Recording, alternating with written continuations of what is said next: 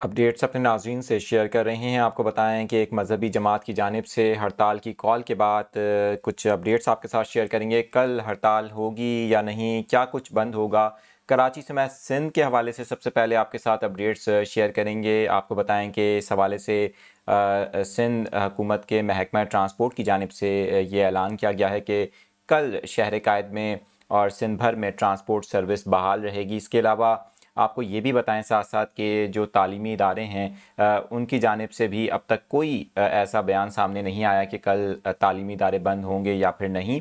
इस हवाले से जो लेटेस्ट अपडेट्स अब तक सामने आई हैं, क्योंकि सोशल मीडिया के ऊपर पिछले तकरीबन 6-7 घंटे से बहुत सी सोशल मीडिया पर ख़बरें चल रही हैं, जिसके हवाले से कुछ कंफर्मेशन इस वक्त सामने आई हैं, आपके साथ शेयर करेंगे। आपको बताएं कि इस वक्त तालीमी इदारों के हवाले से कोई फ़ैसला नहीं किया गया। कल कराची समेत सूबा सिंध में तालीमी इदारे और जामियात खुली रहेंगी। ट्रांसपोर्ट के हवाले से महकमा ट्रांसपोर्ट सिंध की जानिब से ऐलान किया गया है। न्यूज़ 24/7 उर्दू से खुसूसी बात करते हुए इस बात की तस्दीक की गई है महकमा ट्रांसपोर्ट सिंध की जानिब से।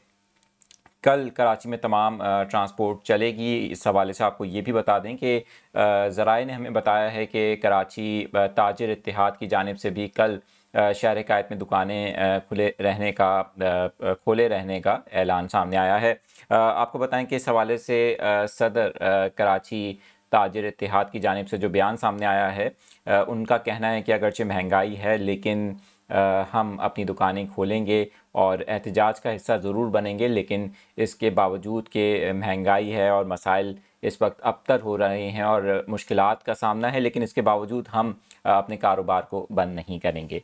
अगर आप चैनल पर पहली बार आए हैं तो अभी सब्सक्राइब करके बेल आइकॉन प्रेस करें और रहें बाखबर।